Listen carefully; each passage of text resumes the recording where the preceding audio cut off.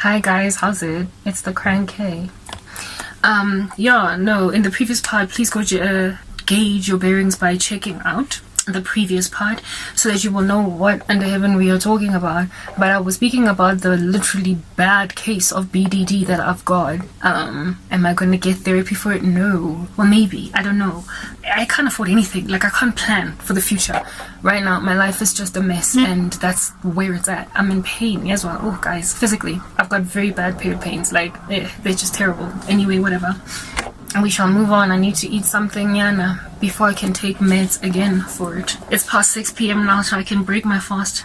Okay, I was saying, yes, the Lord showed me all of these things today. Literally like Mara. He has sent me back to my motherland with Ruth.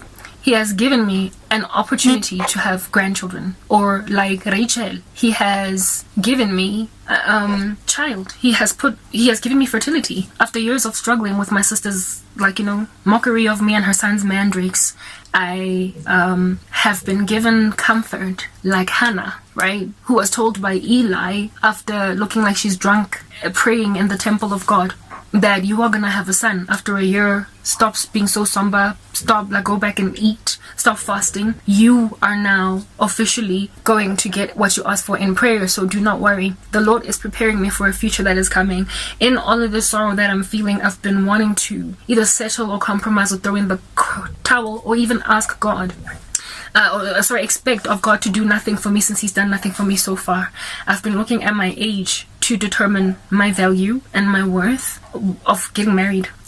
Telling myself that men are just not interested in older men, guys that I would consider, right? They're not interested in a woman that is older too. Like, men tend to want for themselves a trophy that is young, and I'm not anymore, at least chronologically. And so what man is going to want to pride himself with a 40-year-old bride?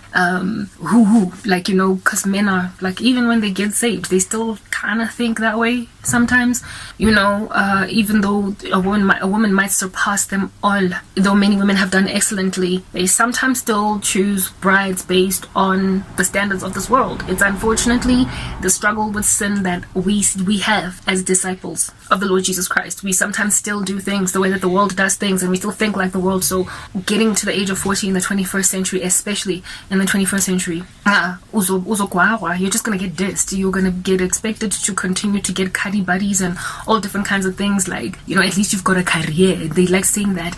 And there is such a toxic climate online right now of all these misogynistic men teasing especially black women for getting to older ages without getting married, who had garnered for themselves strong careers, that now want to get married or have always wanted to get married, but when they get to the age of 35 and up, before getting married, there is a clump of very scathing, horrendous, misogynistic men whose primary prerogative online, on social media, on their platforms, to tear these women down because they flailed their independent woman flag so much in front of their eyes that now that they have no joy, no marriage, no children, I've listened to enough podcasts of such men as these and have felt so small, because I am one of those women that have gotten to the age of 38 without having never been married, never gotten any children, nothing of that nature, in this climate of increasing hostility against women, especially in the black community. We are so mocked. And you know what, to a certain extent I understand the bitterness even of these men, because the feministic movement has made women think we don't need men. And so the way that these men are retaliating is just by mocking women like me when we get to older ages. You've never been married, never had kids. Well, it's because you were a fool that thought you didn't need men. I was never that girl. I got saved, I got cured from, I guess, what would be the tenement of the feministic disease, yet I'm clumped in one big pool with them. So me coming here to rap and complain and moan about the fact that I'm not yet married at 38 and I'm worried about my future, they would laugh at me. There are men who dedicate their entire jobs, their not ministries, but their online presence, their TikTok accounts, their YouTube platforms, their Facebook platforms are dedicated to basically being a man cave that bashes women, black women in particular, especially when they are older, and single and no kids. They dedicate their lives to mocking women like these. I've seen it. I've watched these videos, I had to clean the YouTube algorithm of them by by watching that kind of content less and less, and so it got recommended to me less and less, but it still left scars in me. I've got a lot of fear. So when I look in the mirror, I see the mockery that these men have made of us, and even though I don't subscribe to feminism, I'm nonetheless clumped with them all. And so you had it coming, got where you deserve it. But according to, certain people, I don't look a day over 19. Certain people, I don't look a day over 21. I don't look a day over 28. Whatever might be the opinion of people when they encounter me. I've never had anybody guess my age to be anything in the 30s before. It's always just been in the 20s. Today was a bit of a rare circumstance where I was looked at like I could not possibly have any kids but only siblings. But the Lord, I think, maybe brought those very extreme views from those men at the mall because of the way that I've been feeling. He has seen that I have felt like I'm just finished off and there's nothing left for me.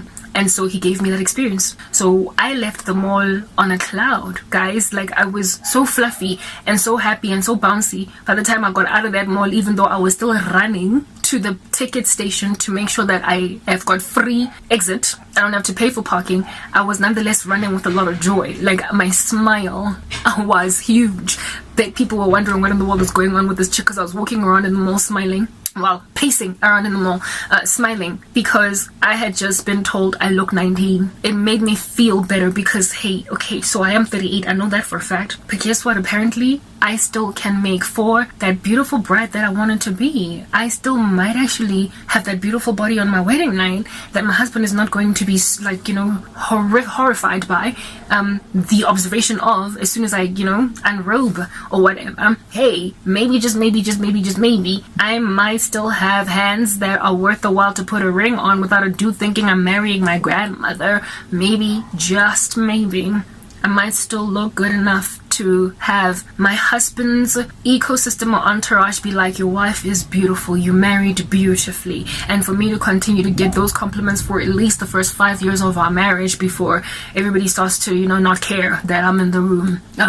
I've been sad a lot about that, and God gave me that experience today at the mall to let me know that, Karabo, you see things very differently from the way that everybody else sees them. And all of these dudes that keep on DMing you on Facebook, it's not about the fact that it's because you're behind the camera. They can't see your fine lines and wrinkles. They can't see your, pendulous skin all over the show. These are people in waking life. Tela yako standard, not tela kenya inquiries click yako standard bank. Those two colleagues those two colleagues by that promotions company, they were in your face in life with no anything that can get interrupted, and they still thought you were worthy of being slid into the DMs of these kids that keep on DMing you.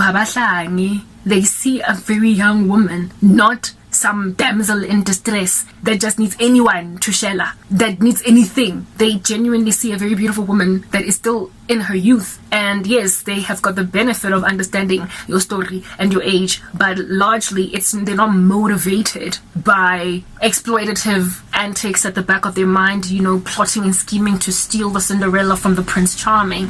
They are just being dudes. And in being dudes, you should see it as a compliment. I have not, used it as something that is an affront to your future prospects of marriage. I just want to help you understand that you've got something that you need to overcome. By the blood of the Lamb and by the word of your testimony, you need to overcome a curse. You need to overcome a dysmorphia that is in your eyes. You need to start looking at yourself as a woman that is still very viable, a woman that is still very marriable, and a woman that is indeed en route that very destiny. You are going to be a beautiful bride, and you are going to be a beautiful wife for very many years in your marriage, and you are still going to be considered an enviable pursuit when I do finally put you back out there. Do not look at your chronological years. You keep forgetting that Sarah was stolen from her husband twice by kings, Abimelech and Pharaoh. And she was in her 60s when that happened. I do that with my kids. I preserve them. They decided they're going to take away all of your 30s. The reason why they're still going so crazy, hurting you with witchcraft and reinventing the wheel over and over again, is because you still look so young. You have not aged a single day from the time that they threw you out into the darkness. Despite having endured you through a lot of stress, you still look so good that I keep sending people to tell you this and you don't believe it. I keep sending people to comfort you in this regard and you're not believing it, well, you need to start believing it, because guess what? I'm bringing your husband, which brings me to the next part and the second dream that I got after the one that I told you with the mist. Next part.